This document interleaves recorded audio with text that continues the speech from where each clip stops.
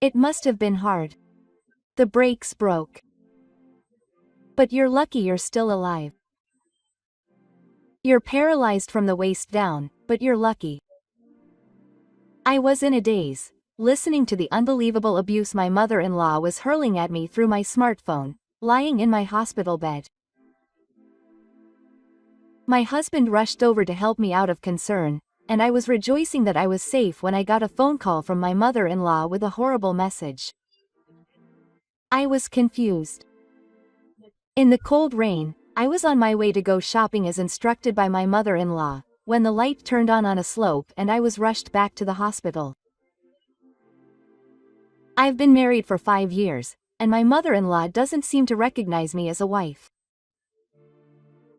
Even so, I thought I had been serving my parents and my husband with all my heart. And I had been doing my best, hoping that I would one day understand my mother-in-law for my husband's sake.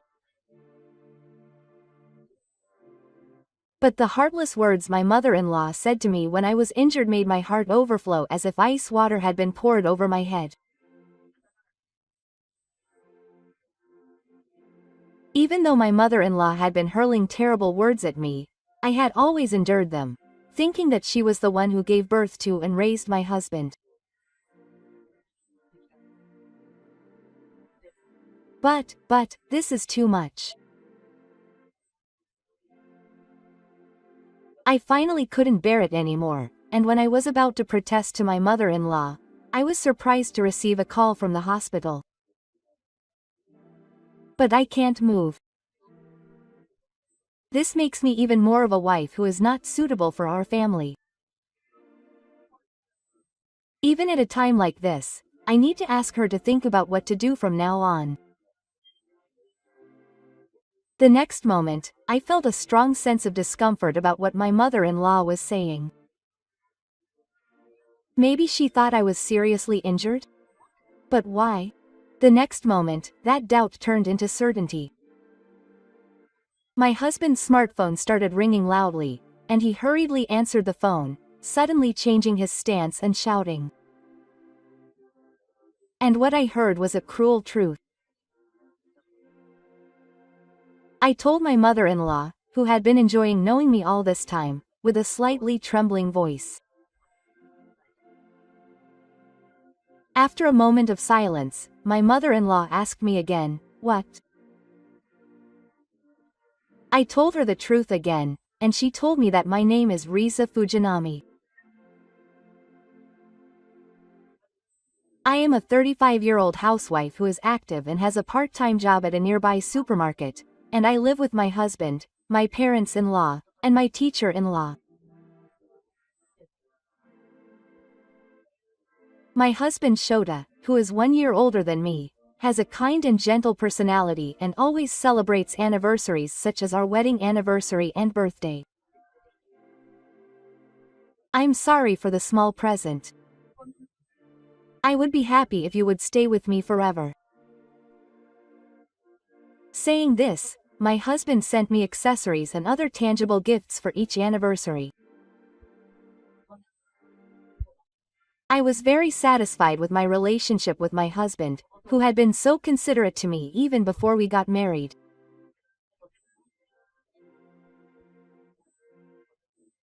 Furthermore, we had a deep understanding of each other's personalities and the environments we grew up in, and we treated each other with deep love, so we were bound by a strong bond. And Kenji Gifu, who lives with us, is also very kind and always cares about me. I'm really happy that you live with us. If you have any problems, please go right away.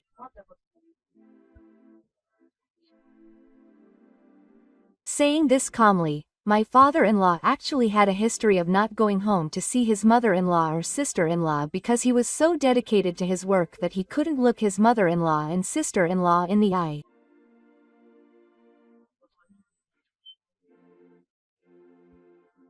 I was a workaholic, and I had always made my mother, Miko, the children, Sayuri, and Shota feel lonely, so Gifu murmured sadly that he was eating away at his past actions. That's why I'm thinking of making it a big success from now on, she told me.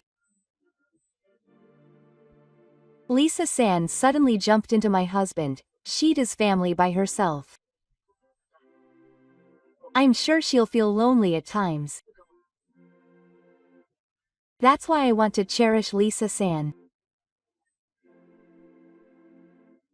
Gifu said that and showed me special consideration so that I wouldn't stand out from the rest of the family. I have a deep respect for Gifu. However, on the contrary, my mother-in-law and my brother-in-law's attitude was cold from the beginning.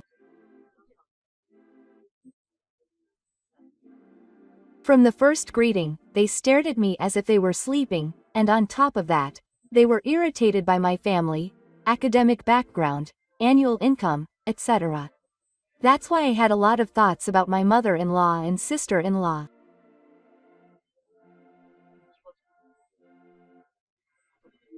I felt sorry for my husband, but I was a little worried from the beginning of our marriage whether we could really live well together.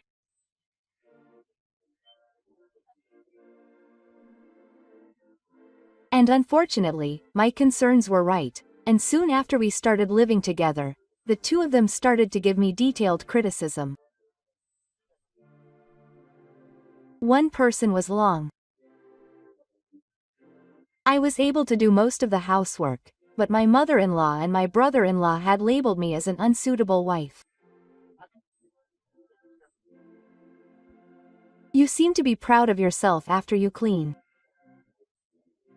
You haven't actually cleaned, have you? What is this food? It's too strong. Don't you have any consideration for our health? If that's the case, then your sister should clean it up. And Mom, if you don't like my seasoning, you don't have to eat it. I couldn't help but respond to their attacks. I hated crooked things and I would say no to things I didn't like. I just couldn't stand their unreasonable words. But the next moment, I regretted my carelessness.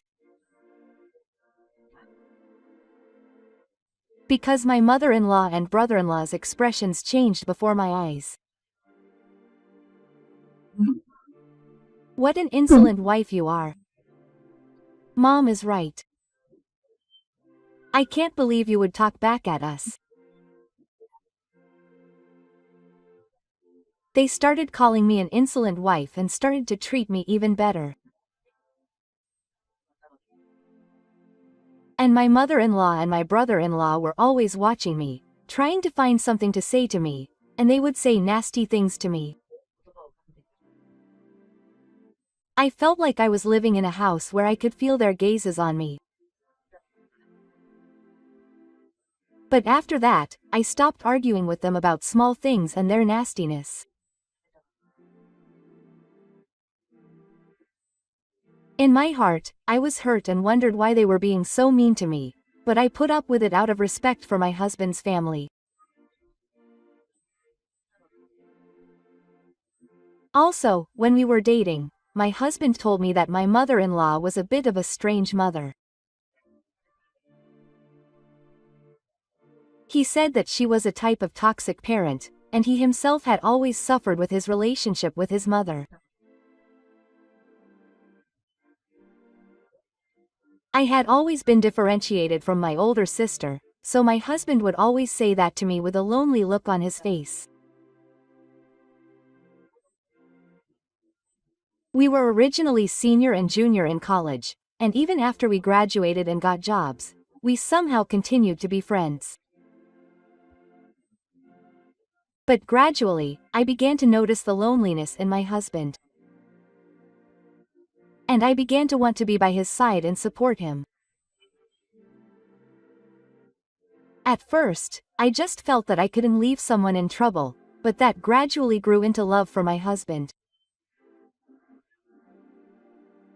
And gradually my husband accepted my feelings. I think I've been able to come this far because Lisa has always been by my side. That's why I want us to continue to walk through life together. That's how my husband proposed to me 5 years ago. It was on my 30th birthday. And at that time, he also said this to me. In my head, I know that I have to get away from my mother.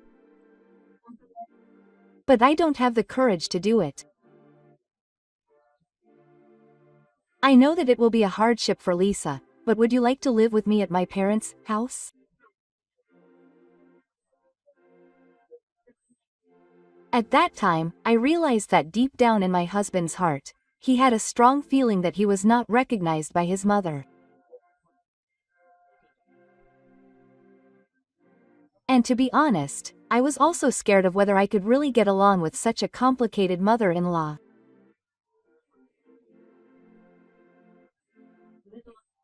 But at the same time, I thought about what would happen if I refused to live together here and our marriage would fall apart. So I agreed to the proposal to live together, knowing that it would be difficult. But in the end, by choosing to live together, I gradually became cornered. I was prepared to put up with some nastiness for fear of leaving my husband, but the attacks from my mother-in-law and the righteous man were far more than I was prepared for, and I felt like I was going to die. I often crawled into bed alone at night and cried. But I didn't want to worry my husband, so I tried my best to act tough and smile in front of him. Maybe my husband saw through my stubbornness. I can't. Because sometimes he looked at me with a painful expression. I guess my husband had a strong conflict in his relationship with his mother and sister. But he treated me kindly, so the peaceful time they spent together was my only salvation. However, I felt that the situation of the children was not good. I was gradually beginning to feel my limits in continuing to live together, and above all, seeing my husband's behavior up close, I was convinced that my mother-in-law was a toxic parent. My mother-in-law compared my sister-in-law to my husband and praised her. And every time she did that, my husband looked hurt. Yoshishi graduated from a top university and got a job at a top company, and my mother-in-law was always proud of him, as he is now a manager. Sayuri went to a top university instead of me and became a manager at a top company. She fulfilled her dream instead of me. That's what my mother-in-law said proudly, but on the other hand, she was cold towards her husband, her son. She never complained that Yoshishi, who was mostly at home working remotely, didn't help with the housework, but when my husband came home tired from going out, she would just try to get him to do something. And at those times, my mother-in-law would say things like this to her son in a tone that seemed to be spit on him. Can't you at least bring the food? On the other hand, she would kindly tell my sister-in-law that she was tired from work and that she should take it easy. Every time I saw my husband's hurt and sad face, my heart tightened. And I felt more and more helpless as I could only keep silent and couldn't say anything back. In truth, I want to say something back to my mother-in-law too. Even though Shida-san is the one who is tired from walking around outside. But it's about my mother-in-law and Yoshi-shi. If I were to say something back like that, I want to say that Sayuri isn't tired. I can see them fighting back, saying that she's just a part-timer but she's acting all high and mighty. So I was so frustrated, but I didn't want to cause my husband any trouble, so I held it in and kept quiet. And what was even more troublesome was that my mother-in-law and Yoshi would silently take and use my things. In the first place, they seemed to think that my and my husband's belongings were theirs and that it was natural for them to use them. In fact, neither my husband nor I had a driver's license because we could cycle to work. That's why I bought a new bicycle when I was thinking about getting married, and I use it when I go to my part-time job and for everyday shopping. My bicycle was an important means of transportation for me, but Yoshi, who thinks that his family's things are his, often used them without my permission. And it wasn't just bicycles, but even my precious keepsakes that he targeted. My sister-in-law would take my clothes and accessories without a second thought, and sometimes she would damage them. Even when I tried to complain, my brother-in-law would just laugh and say, "Why would I give them back?" and not take them seriously. However, my brother-in-law cannot take care of things properly himself, so they are often broken or lost. I was deeply saddened by the fact that my precious things were being lost one after another. My sister-in-law only listens to what my mother-in-law says, and my mother-in-law spoils him, so there is no improvement. These small daily feelings of loss gradually wear away at my heart. Still, my husband cares for me. I told myself that I could endure it as long as I could, but no matter how much I tried to convince myself that, my brother-in-law would take things without my permission so often that I finally couldn't bear it and consulted my husband about it. Then my husband finally said that he would take measures against my sister's terrible behavior. I decided to install hidden cameras in the house and entrance so that I wouldn't lose any more of my personal belongings and be denied that I didn't know about them or that I didn't take them. My husband got Gifu's permission to install the camera, and he set it up in the house with pinpoint accuracy. At the time, the camera was just a way to prevent harassment, but I had no idea that this would later become a big problem. At that time, I was half resigned to the behavior of my mother-in-law and my father-in-law. Gifu, who was my wife and my husband's wife, had not been openly supporting me recently. At the beginning of our marriage, my father-in-law was also considerate to me and scolded my sister-in-law, but each time he did so, my father-in-law and Gifu both said nasty things to me. They are considerate to their wives. They don't care about us. That's right. I wonder how hard I have worked to raise my sister-in-law and husband. Gifu has been giving me a look of apologetic frustration in return. I thought I understood Gifu's complicated position deep down, but I felt lonely as if I had lost my emotional support. So I modestly suggested to my husband, "I won't leave this house once I have enough savings for the future," but my husband said this hesitantly, as he seemed reluctant. But I'm the eldest, so I have to take care of my father and mother. When my husband said that to me with a look like that, I could only keep quiet.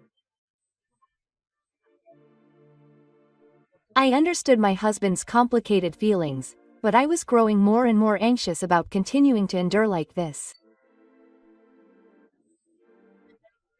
We talked about our future together, but time passed without reaching a conclusion. While we were living like this, we celebrated our 5th wedding anniversary. I was looking forward to a special day that would make me forget the pain of everyday life. My husband remembered our wedding anniversary this year as well, and suggested this to me. Lisa will always be considerate of her mothers. So let's have a meal outside once in a while. I couldn't help but smile at my husband's words. I was really happy. When I showed my husband a big smile, he also smiled gently. My heart was filled with bright hope for the first time in a long time, and I was excited thinking about a date with my husband. Although the anniversary is still a long way off, I decided to start preparing early and actually consider clothes and accessories. Since it's a special occasion, I want to dress up and make Shota happy. With that thought in mind, I took out clothes from the closet and accessories from the jewelry box. During the happy time between thinking about this and that, my expression naturally softened. Then, I suddenly had an idea. That's right. I think I'd like to wear that. I took out a small box from the back of the closet. It was a ruby necklace that my husband gave me on our first wedding anniversary. I wore the necklace for the first time in a while, feeling nostalgic about that time. I wondered which outfit I should wear with it. I remembered the love my husband put into the necklace, and my heart suddenly warmed. On that day of our first year of marriage, my husband handed me this necklace and expressed his gratitude and unchanging love for me while holding my hand tightly. And we vowed to keep working hard together. It's been a long time since then, but my feelings and my husband's feelings haven't changed at all.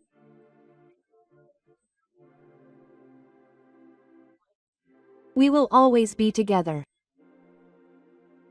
I vowed to myself once more while thinking about how to coordinate my outfit.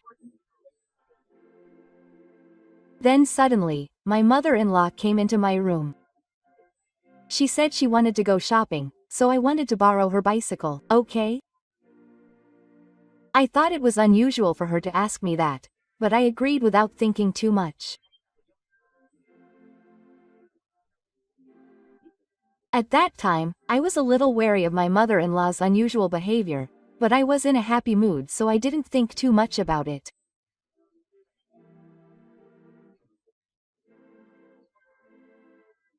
Furthermore, I was puzzled to see that my mother-in-law was looking at the necklace I was wearing, but I quickly forgot about it because I was in a good mood.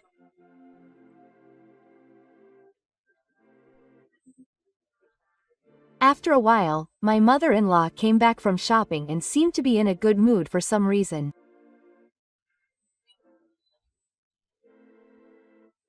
Her unnatural behavior made me feel a little uneasy in the depths of my heart, but it was erased by my mother-in-law's next words. My mother-in-law has never been there before. Thank you. She said the word bicycle to me. I was surprised by her words, but I didn't feel bad. So I missed what my mother-in-law muttered at that time. I truly regretted it the next day. The next day, after my husband and I went to work in Gifu, my sister-in-law told me something unbelievable when we were alone. Sayuri's jewelry is gone.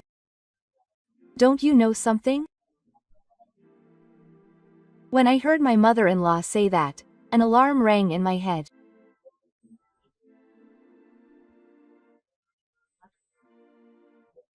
It was because I remembered the necklace my husband had given me as a gift and that I was going to wear on our date.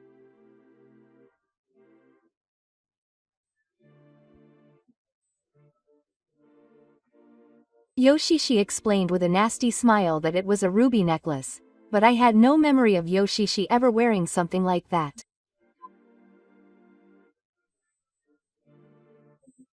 The fear of my precious keepsake being in danger tightened my heart. My heart was beating fast and sweat broke out from my forehead. Then, seeing how I was trembling, my sister-in-law said to me as if she was triumphant. "Maybe you stole it? Right?"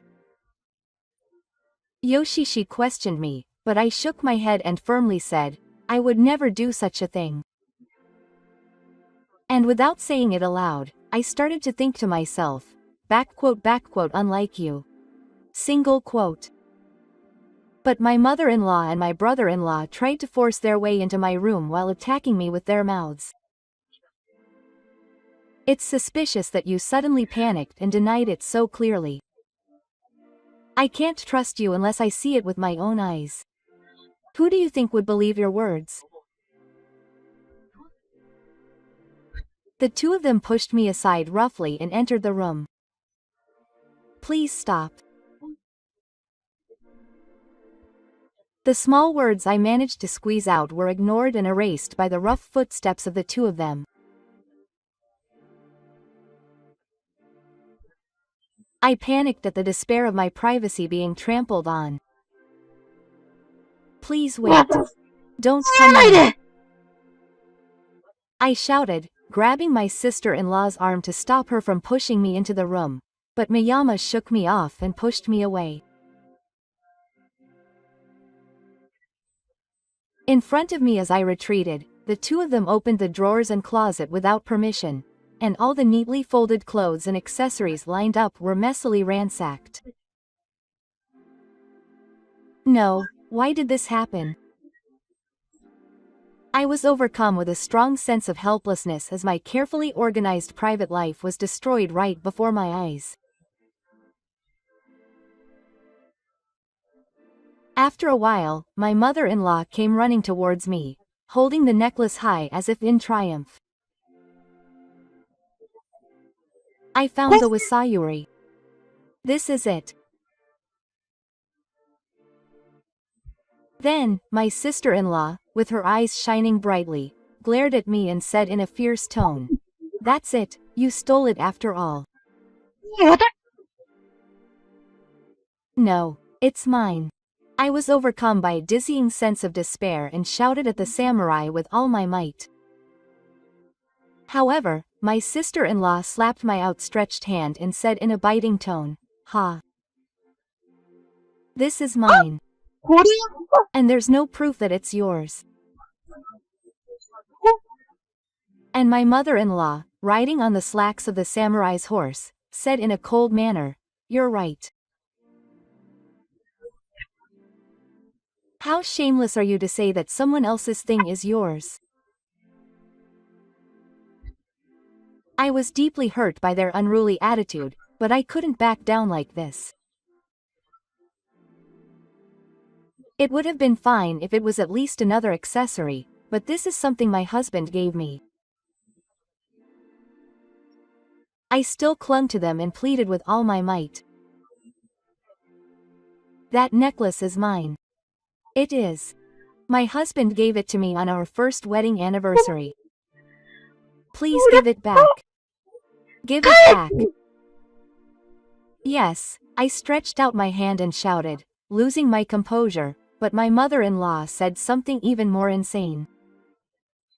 Shut up. Where is the proof that it's yours? Besides, it looks better on Sayuri. Of course you want Sayuri to wear the necklace. I felt a pain as if my memories of my husband were being torn apart by my mother-in-law's words. No matter what I say, these people won't understand. I looked up at my mother-in-law and my brother-in-law in a daze, and for a moment, my brother-in-law looked confused. But the next moment, my mother-in-law was in a good mood and pushed him towards me. Hey, Sayuri, that's yours, right? Then, for a moment, my sister-in-law looked blank, looked at me and said, yes, it is, and laughed. Then, without even looking at me sitting there in a daze, the two of them took the necklace they had snatched and left the room. What? This is so terrible.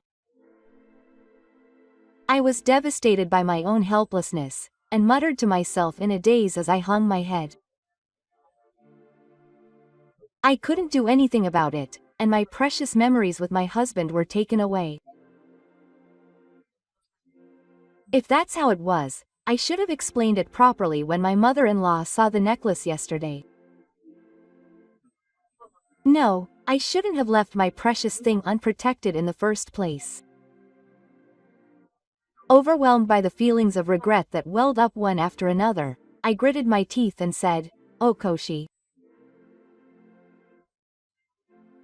Then I heard the voices of my mother-in-law and my mother-in-law having a happy conversation from behind me, and my heart was hurt even more deeply. "See, red really suits you, Sayuri." "Thank you, Mom. I think I'll wear it to work next time." Their words were merciless, but the tears I had been holding back finally overflowed and I burst into tears. I couldn't stop crying that day, so I stayed inside and cried all day. That night, my husband and Gifu came home from work and were surprised to see me looking sober, wondering if something had happened, but I didn't have the energy to explain what had happened that day. My husband was worried about me and stayed by my side the whole time, speaking to me kindly. However, every time I felt his kindness, I felt sorry that I couldn't protect the necklace, and my heart was about to be crushed. I didn't want to make my husband and Gifu worry anymore, and I couldn't say anything because I thought that explaining it would create an awkward atmosphere.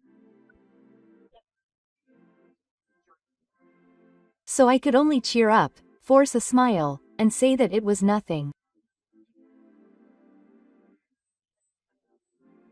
I tried to act more cheerful than usual to hide the pain in my heart, but my father-in-law and mother-in-law saw me like that and giggled, but I didn't have the strength to glare at them.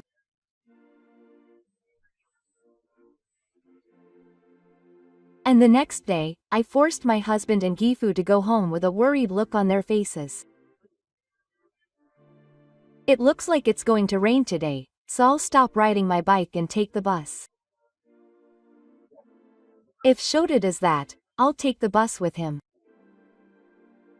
With that, the two of them took their umbrellas and switched to commuting by bus and headed out. I had a day off from my part-time job at the supermarket that day. It was raining, and I was thinking about refraining from going out today, when around noon, Yoshishi went out to the convenience store. It looked like it was about to rain, so I was thinking that Yoshishi might come back wet, and that I should bring out a towel. My mother-in-law suddenly came to me, laughing uncontrollably. "By the way, there's something I want. Go shopping now." I muttered in a small voice, but it looked like it was going to rain. Then, my mother-in-law, who was looking at me with a grin, suddenly distorted her face and got angry. "What? You can't listen to what I'm saying, even though you're a daughter-in-law?" I bowed my head and apologized without thinking. At that moment, the terrible treatment my mother-in-law and sister-in-law had shown me yesterday came to mind. I didn't know what they would do to me if I disobeyed them. Thinking that, I had no choice but to follow my mother-in-law's orders, but I couldn't find my bicycle, which I thought I had parked in Miyazaki. That's strange. Maybe the older sister rode it? I thought about what to do and decided to borrow my husband's bicycle, and sent a message to his smartphone. Then I headed out to go shopping, but as expected, it started raining on the way. What should I do? But it's closer to go to the store than to turn back. I had no choice but to hurry to the store, and I was on a slope when I came across the slope. The brakes on my bicycle suddenly stopped working. I panicked at the sudden event. Since it was a slope, the speed of the bicycle increased rapidly. And the slope was a dead end. My husband's kind smile and the events up to now flashed through my mind in a dizzying way. And the moment I turned the handlebars with all my might, my consciousness was thrown into pitch black darkness. And the next moment, I opened my eyes and I was in the hospital.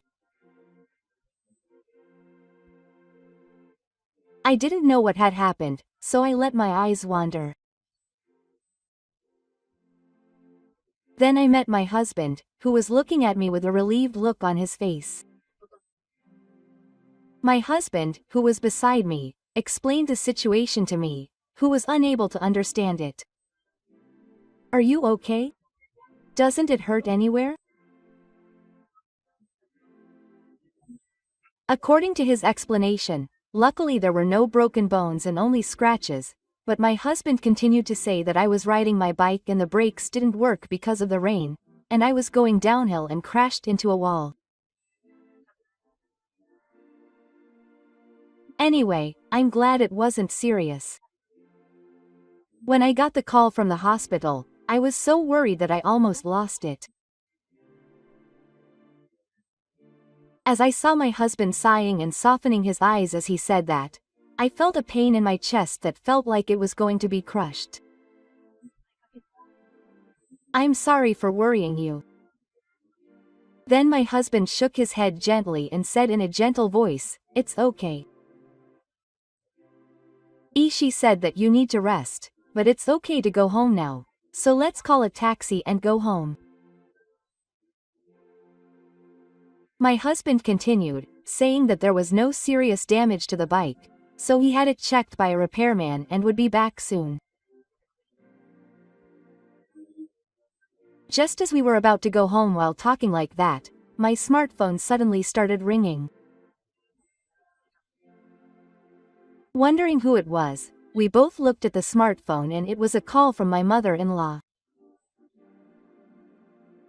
When I answered the phone timidly, my mother-in-law suddenly said something impossible in a rude tone. "It must have been hard. The brakes broke. But you're still alive, so that's a blessing.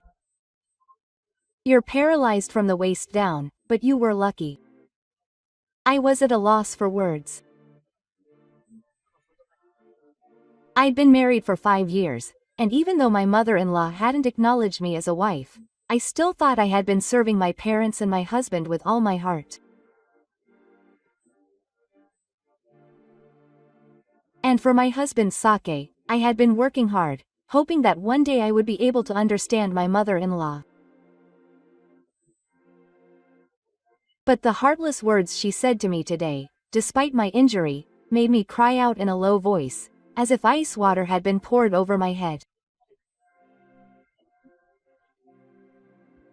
Until now, even though my mother-in-law had been saying terrible things to me, I had always endured them, thinking that she was the one who gave birth to and raised my husband. But this is really too much. I finally couldn't bear it any longer, and was about to protest to my mother-in-law when I received a call from the hospital, which surprised me. But I can't move. This makes me even more of a wife who is not suitable for our family. I know it's a time like this, but I need you to think about what to do from now on. The next moment, I felt a strong sense of discomfort at the words my mother-in-law said. Maybe she thought I was seriously injured? But the next moment, that doubt turned into certainty. My husband's smartphone started ringing loudly, and he hurriedly answered the phone, suddenly changing his mind and shouting, "Dad, is that true? My sister." And what I heard was a cruel truth. My husband muttered to me in a daze. He said that my sister had an accident, and that it was a pretty serious one, and that she might become paralyzed. At that moment, my mother-in-law's creepy laugh came back to my mind. I suddenly remembered my mother-in-law's suspicious behavior yesterday and was shocked. Then, as if the pieces of a puzzle were coming together, the mystery began to solve all at once. My mother-in-law suddenly borrowed my bicycle yesterday. And that she called me as a crisis after finding out that I had been taken to the hospital. And then the words my mother-in-law said to me. It was as if she had known beforehand that I would have an accident. I felt intense fear at this fact. I was silent for a while, and then I heard my mother-in-law's irritated voice on the other end of the phone. "Hey, Lisa, are you listening? Anyway, we need to discuss what to do from now on. You've become paralyzed, so I'm going to have to leave the house." I muttered a few words to my mother-in-law, who has always enjoyed me, in a slightly trembling voice. "Is that perhaps about your sister?" After a moment of silence, my mother-in-law asked me again. I quietly told my mother-in-law the same words again. Just now, Sheeta's father contacted his smartphone, saying that his sister had an accident and became paralyzed.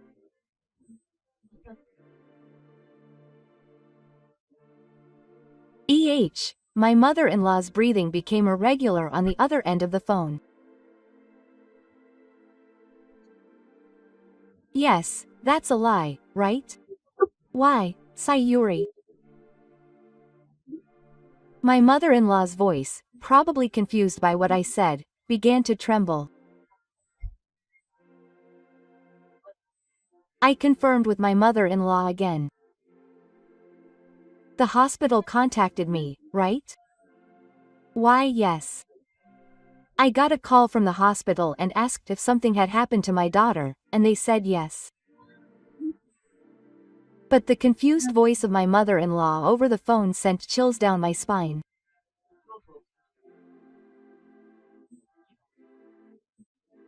In other words, my mother-in-law knew from the beginning that I, her daughter-in-law, would be hurt, but I suppressed my shaking and called out to my husband, who was standing next to me.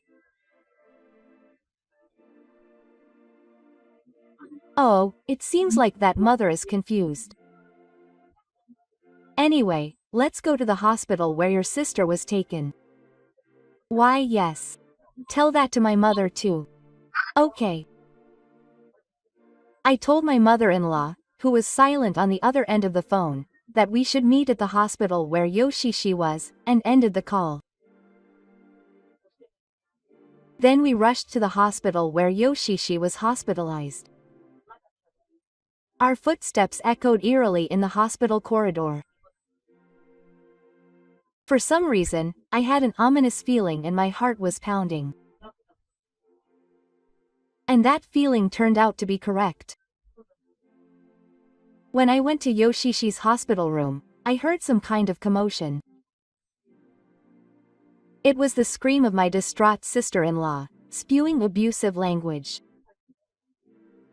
"Don't mess with me. Get out of here. Give me back my life." My husband and I hurried into my sister-in-law's hospital room, but the sight before our eyes made us stop in shock.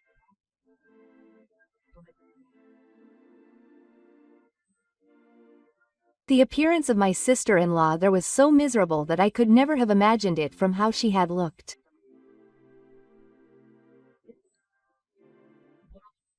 In bed, Yoshishi was crying and crying like a mess, her hair in disarray, hitting anything nearby, Gifu or the doctor. It was also the moment when a small dojo for her sprouted in the corner of my heart when I saw Yoshishi accompanying me, who had lost everything.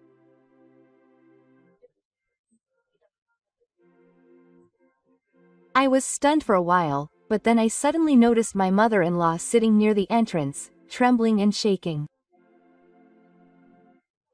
Surprised, I ran over to my mother-in-law and called out to her. "Hey, are you okay, Mom? Please stay strong." Then my mother-in-law muttered in a small voice without looking at me.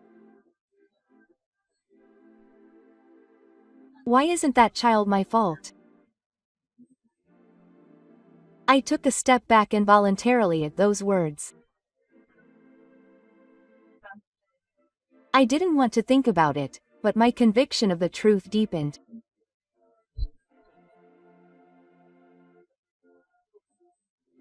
I bit my lip and was about to open my mouth to question my mother-in-law when my sister-in-law started crying again. "How am I supposed to live with a body like this? I can't live anymore." But the next moment, my sister-in-law saw my mother and looked relieved. "Mom, what should I do? Help me." But my mother-in-law remained silent and did not reply to my sister-in-law's pleading question.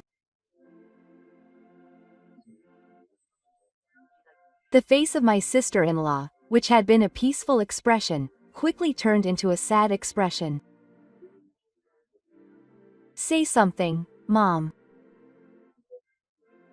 My sister-in-law asked in a trembling voice, but my mother-in-law, hearing her voice, shouted as if to push her away. "I can't do anything. How are you going to live from now on?" The air in the room froze in an instant at the words of my mother-in-law. While no one spoke, the expression of despair suddenly turned on the face of the man. I felt as if I heard my master's heart break with a sound. My sister-in-law's face lost all expression, and she stopped moving with a face like a brain. The one who broke the blank silence was Saturn, who rarely yelled out loud. "Hey, Mom, what are you saying?" But my mother-in-law didn't care about her husband's screams and crouched down on the spot, holding her head, crying. "It's all over now." I heard my husband take a deep breath next to me. I wonder how my husband felt as he watched his long-standing distorted love crumble in an instant. I stared at my husband's profile with a painful feeling, but my mother-in-law's group continued. "Why are you riding that bike? What are you going to do? What are you going to do? I didn't give birth to you for this." While everyone was stunned by my mother-in-law who was crying on the floor, I was the only one who realized the truth of it all and was shaking with her humiliation. Yoshishi was shaking with tears streaming down his face in silence. Gifu tried to console both his mother-in-law and Yoshishi, trying to ease the heavy reality that had fallen on his family, but it didn't work. For the time being, we decided to take her back to the Yoshimochi family and discuss what to do next. I decided not to provoke her for the time being. The couple split up and completed the procedures, and tried to console my mother-in-law, but it didn't work. When we returned home, my mother-in-law seemed exhausted and did not come out of her room, no matter how much we called out to her. In the end, I, who had the time, ended up taking care of Yoshishi, who was hospitalized. After a long day, I returned to my room and took a breather, and at this point I finally remembered the strange feeling I had about my mother-in-law.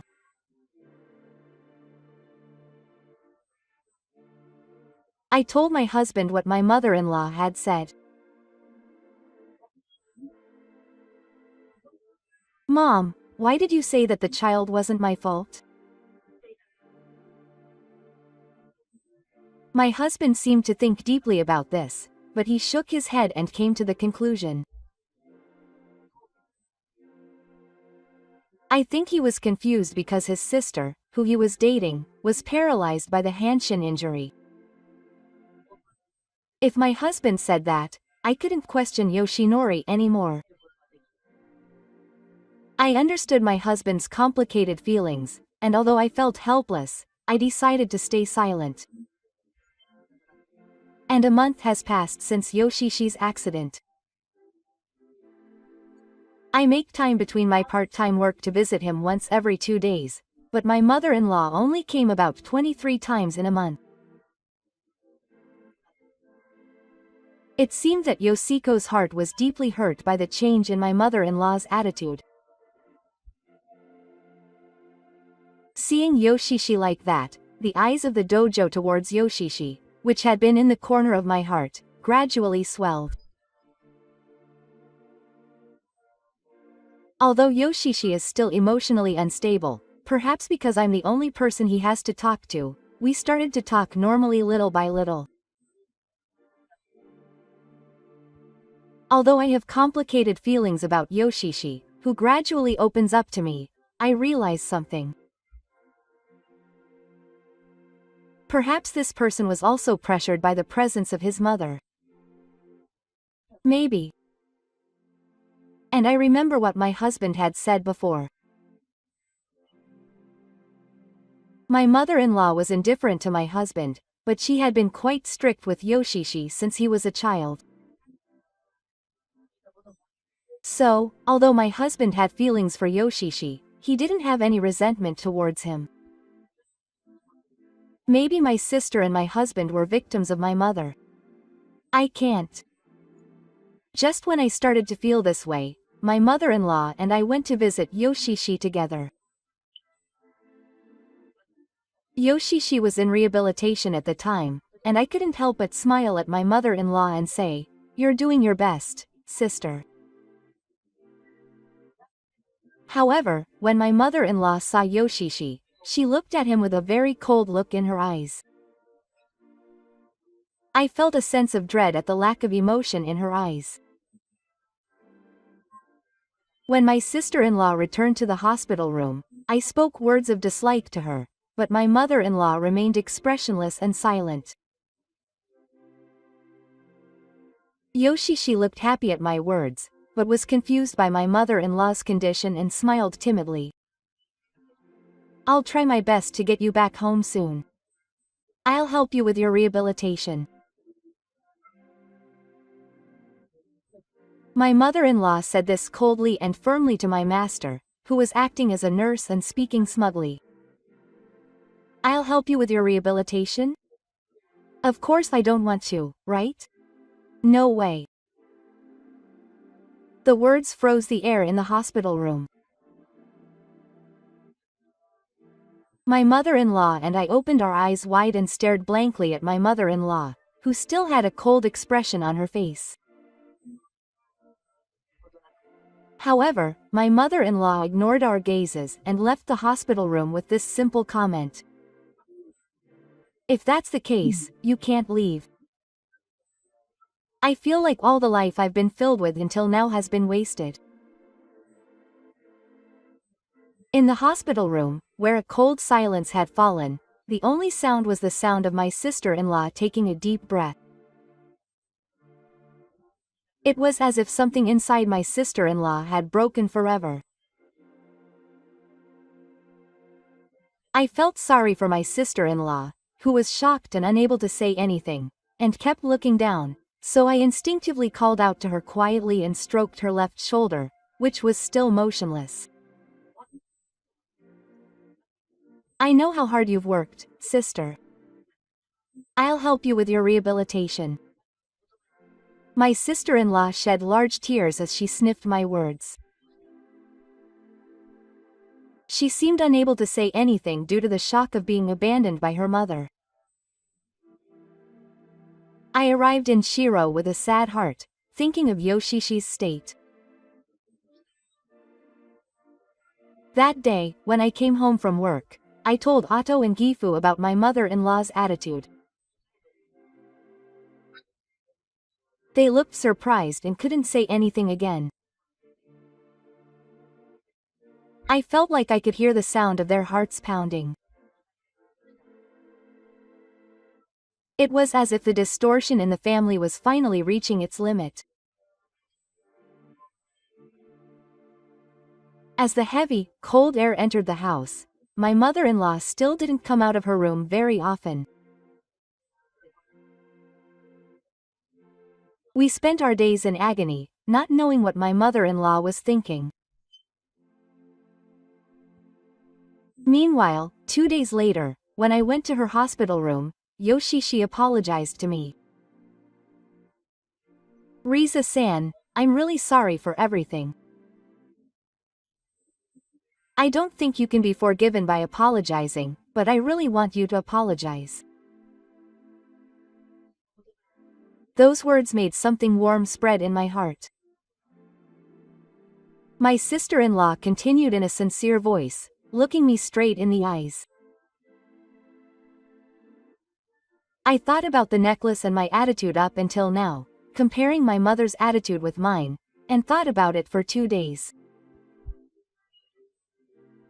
Yoshishi had always lived his life believing that his mother was right. Although it was tough when things didn't go as my mother wanted, if I had listened to my mother, I would have been able to graduate from a top university and get a job at a top company. The side profile of Yoshishi, who calmly told me, was marked with a deep sense of anguish. I understood Yoshishi's pain for the first time when I heard his painful confession. Even after becoming a department head, I never doubted that the path my mother told me was the right one. But, you see, it was the first time I felt something was off about my mother's words when I heard the sword of Neckles. As for the necklace, my mother-in-law had previously suggested that we take the girl's necklace.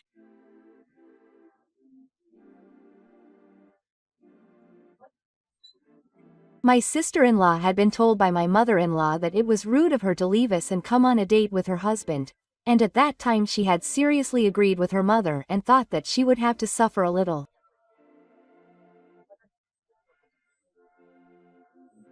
I remembered that time and felt a chill down my spine for a moment. However, Yoshishi had thought for a moment that the necklace was a precious memory of his husband. But my mother didn't care, and Yoshishi had also been making fun of me at the time, so I didn't think anything of it. I was touched to see Yoshishi talking about his past actions in his own words, even though he was excited.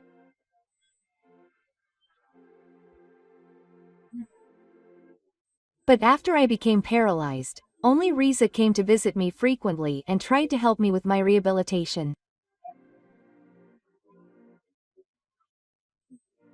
And only Shida, my father, and you spoke kind words to me. Yoshishi's moving hand started to tremble. But my mother didn't come to visit me often, and she finally gave up on me.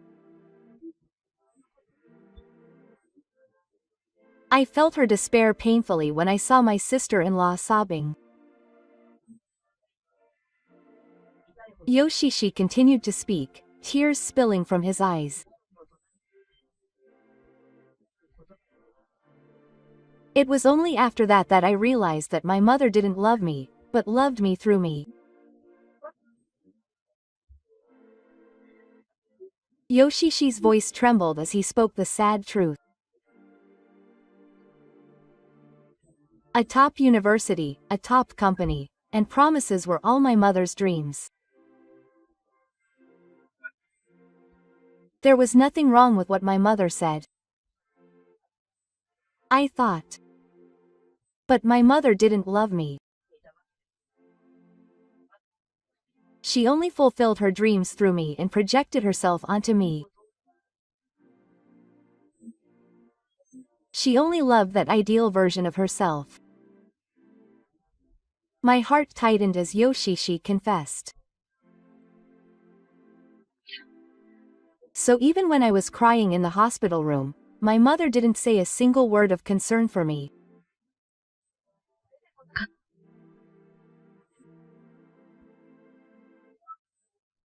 But when she realized that her mother's love was fake and didn't know what to do, she remembered the words, "I've seen my sister's efforts."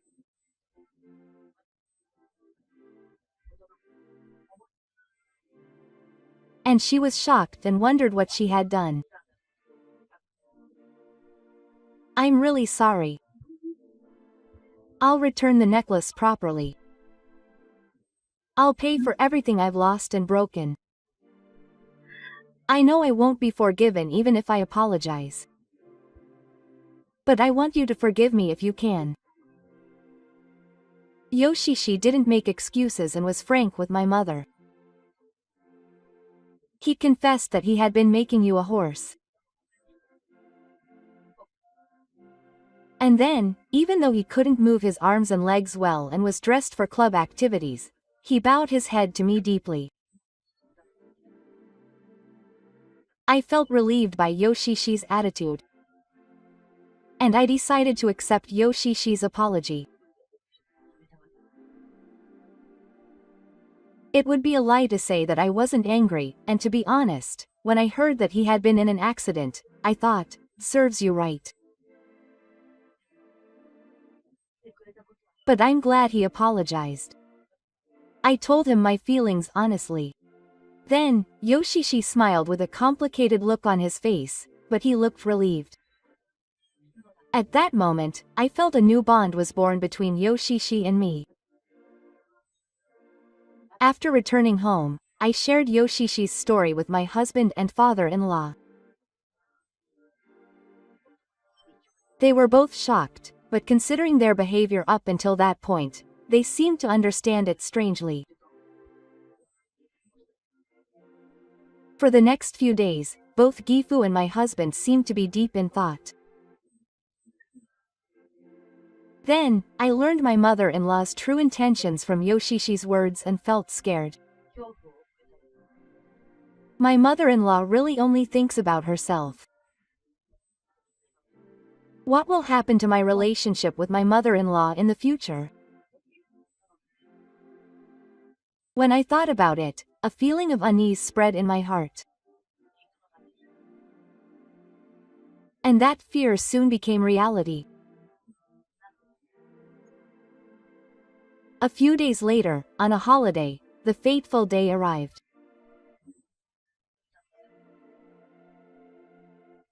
That day, when I, my wife, and Gifu came to visit my mother-in-law as if to ask a question, the police suddenly came into the hospital room.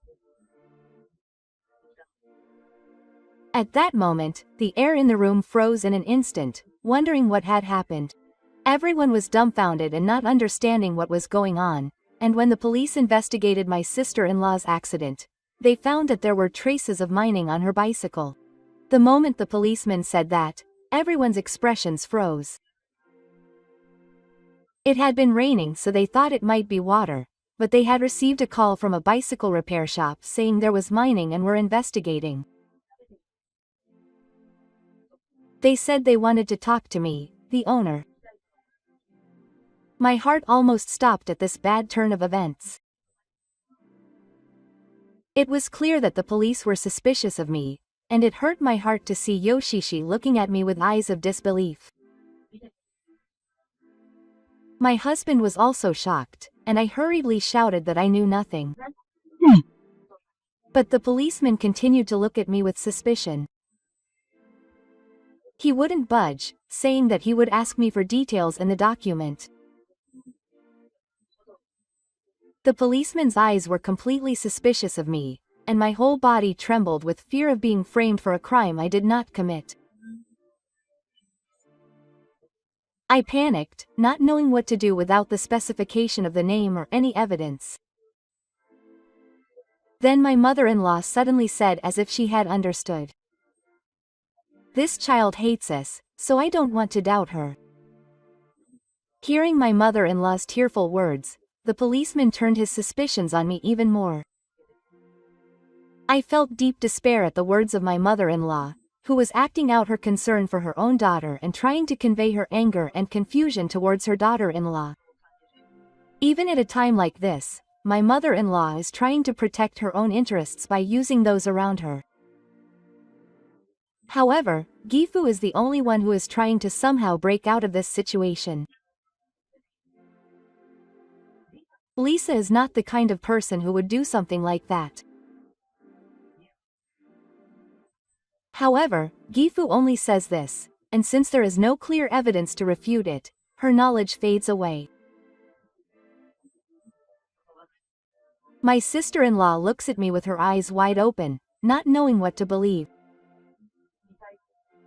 Unable to bear her gaze, I shouted again, "I am not the culprit." However, the police officer looks at me with a distressed look and does not take my words into account at all. So I will listen to the story in writing. The police officers surround me and urge me to come with them. I can't escape anymore. Thinking this, my heart is about to break from the fear and loneliness that are cornering me. I look at my husband, my last hope, to ask for help, but he leaves the hospital room without a word. At that moment, my heart was painted with despair. It's no use. If even my husband abandons me, I can't live anymore. I stop all thoughts from the loneliness and despair. I suddenly lost all strength and sat down on the spot. Then the policeman dragged me out of the hospital room with an air of, "I thought so." Yes. I'll tell you the story slowly. I was already in despair and was being taken away by the policeman, but the moment I left the hospital room, I saw my stunned father's face and my mother-in-law's grinning face.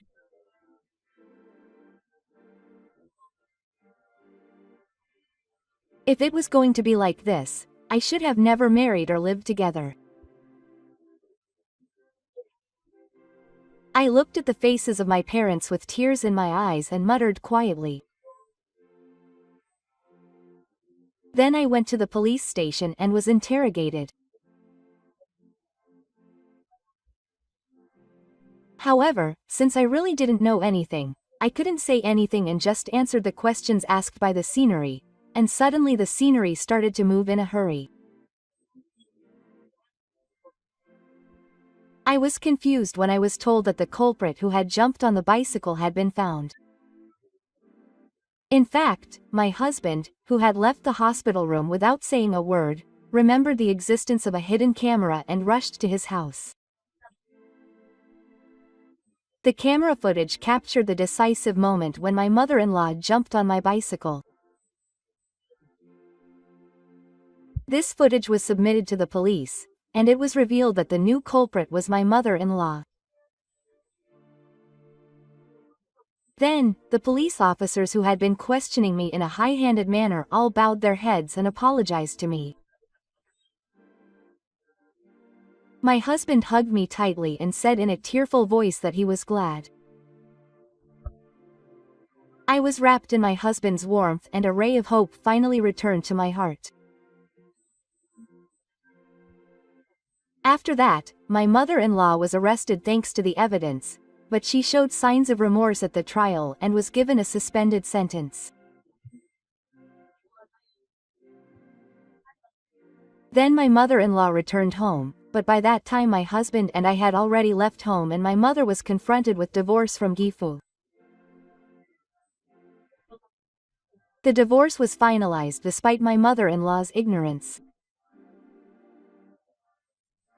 My mother-in-law, who was abandoned in Gifu, tried to get close to my father-in-law, but she was rejected by him, saying that my family was only my father, Shita, and Riza-san, and she was completely isolated. After that, my father-in-law worked hard at his rehabilitation and was able to return to work. And he realized that he had a good relationship with me.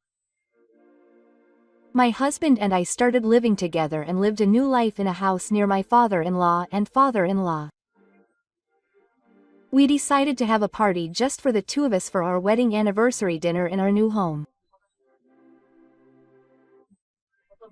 My husband was anguished, wishing he had done this sooner, during a peaceful time when he was not being interrupted or criticized. But, although it was unfortunate, the accident helped me to become closer to my sister and deepened my bond with you and my father. Seeing me answer with a smile, my husband smiled gently and calmly.